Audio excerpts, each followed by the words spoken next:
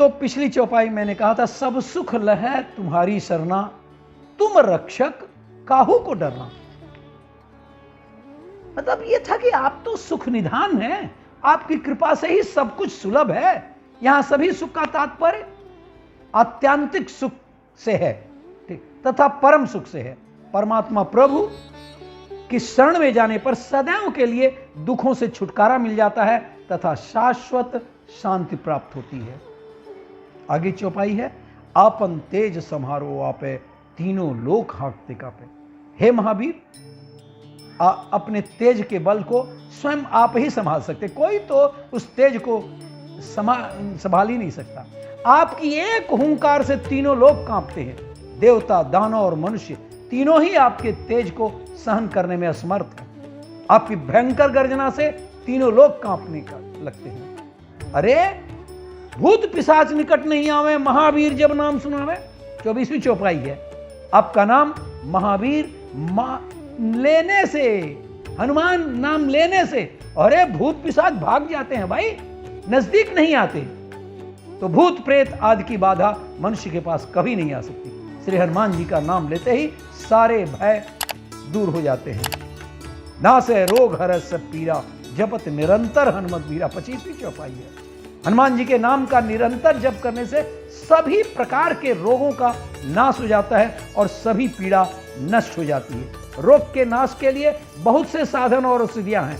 यहां रोग का मुख्य तात्पर्य भव रोग से है, सांसारिक रोग से है, तथा पीड़ा का तात्पर्य तीनों तापों अर्थात दैहिक, दैविक और भौतिक ताप से है, जिसका शमन श्री हनुमान जी के स्मरण मात्र से ही हो सकता है। श्री हनुमान जी के स्मरण से निरोगता आ जाती है तथा निर्द्वंद्वता प्राप्त होती है। कहते हैं, संकट ते हनुमान छुड़ावे, मन क्रम वचन ध्यान जुलावे। 26वीं चौपाई, जो भी मन क्रम वचन से हनुमान जी का ध्यान करता है संकटों से बच जाता है। जो मन से सोचते हैं वही अपने वाणी से बोलते हैं और वही कर्म करते हैं। ऐसे महात्मा गण को हनुमान जी संकट से छुड़ाते हैं।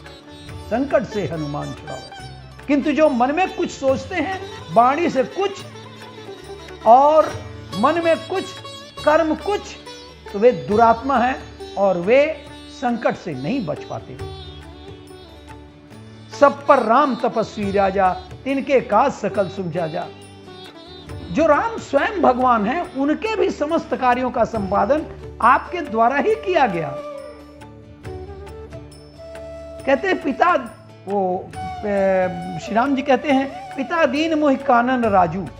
इसके अनुसार श्री रामचंद्र जी वन के राजा हैं, कानन के राजा हैं, वह मुनि वेश में है और वन में श्री हनुमान जी ही राम के निकटतम सेवक हैं। इस कारण समस्त कार्यों को सुंदर और अच्छे ढंग से कार्य करने का श्रेय उन्हीं को जाता है। यदि हम ध्यान दें तो अनगिनत मंदिरों के माध्यम से भगवान रामचंद्र जी की आराधना तो सारे देश में की जाती है, किंतु उनकी अपेक्षा उनके लाडले पुत्र श्री हनुमान जी के मंदिरों की संख्या और भी है। यदि अधिक मात्रा में देखी जाती है, बल्कि हनुमान जी के मंदिरों की संख्या अधिक देती है श्री राम के। क्यों? क्योंकि वो जानते हैं कि हनुमान जी श्री राम जी के परम निकटतम हैं। अगर श्री राम को पाना है तो हनुमान के पूजा करनी चाहिए। तो निष्कामता का आदर्श चाहे कितना भी उच्च कोटि का हो, वह सभी के जीवन में घटित हो पाना संभव नहीं है जो हनुमान जी के जीवन में है। जन साधारण की भक्ति को तो कामना की पूर्णता से जुड़ी रहती है। भगवान हनुमान भक्तों की समस्त कामनाओं को पूर्ण करते हैं और यह विश्वास जनमानस में पूरी तरह से प्रतिष्ठित है। श्री हनुमान जी महाराज ने स्वयं राम भक्तों से यह आग्रह किया है कि वे अपनी कामना की पूर्ति के लिए उनके प्रभु को कष्ट ना दें भाई, क्योंकि राम भक्तों की कामनाओं को पूर्ण करने का व्रत उन्होंने ही लिया है, हनुमान जी ने लिया है। कहते हैं हमने लिया है, इसलिए हमारे राम को कष्ट मत दो। जब हम नहीं कर पाएंगे तब न राम के पास जाओगे। अतः जनमानस ने उनके प्रति जो अमित आकर्षण विद्यमान है उसे समझ लेना अत्यंत सरल है। तभी तो कहा जाता है, मोरे मन प्रभु अस विश्वासा, राम ते अधिक राम कर दो। और मनोरथ जो कोई लावे, सोई अमित जीवन फल पावे। ये 28वीं चौपाई है। हे हनुमान जी, अब भक्तों के सब प्रकार के मनोरथ, धन, पुत्र, यश आदि की कामना लेकर के आते हैं और उसे पूर्ण करते हैं भक्तों की। इसके साथ ही अमित जीवन फल अर्थात भक्ति भी उसे प्राप्त होती है। जिस पर आपकी कृपा हो वह कोई भी अभिलाषा करे तो उसे ऐसा फल मिलता है जिसके बाद जीवन में किसी फल की आकांक्षा नहीं रहती। गोस्वामी श्री तुलसीदास जी की कवितावली में अमित जीवन फल का वर्णन किया गया है।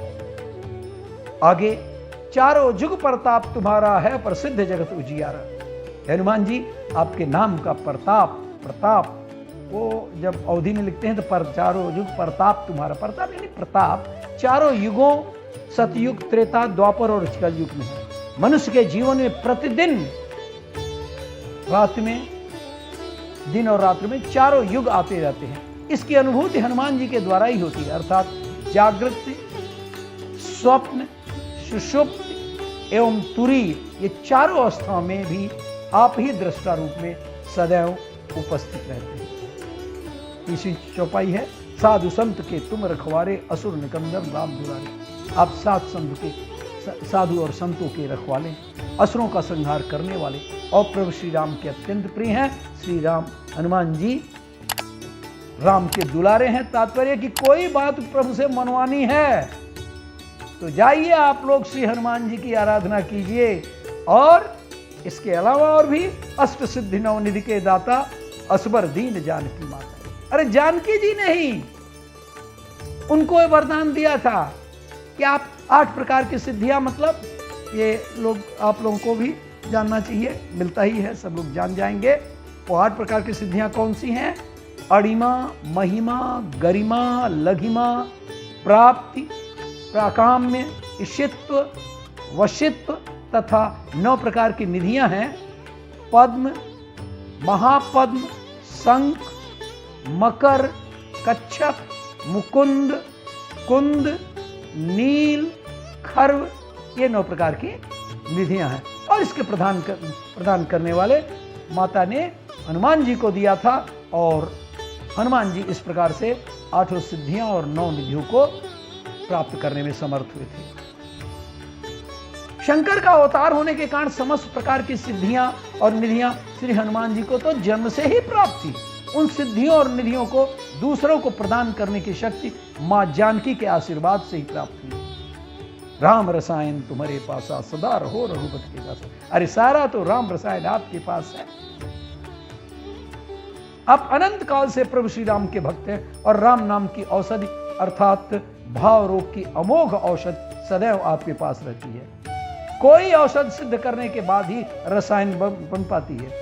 इसीलिए तो कहते हैं कि राम रसायन तुम्हारे पास है, और उसे सिद्ध करके ही रसायन बनाया जाता, फिर उसकी आवश्यकता नहीं पड़ती, फिर से मतलब सिद्धि की आवश्यकता नहीं पड़ती, उसे तत्काल उपयोग में लाया जा सकता है और फलदायक सिद्ध हो सकता है। अतः राम नाम का रसायन तैयार हो चुका है, इसकी सिद्धि की कोई अब आवश्यकता नहीं है।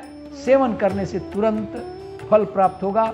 राम नाम जपिए, हनुमान के बारे में भाव रखिए और श्री राम के बदले में हनुमान को सहेजिए। तुम्हारे भजन राम को पावे, जन्म जन्म के दुख विसरावे।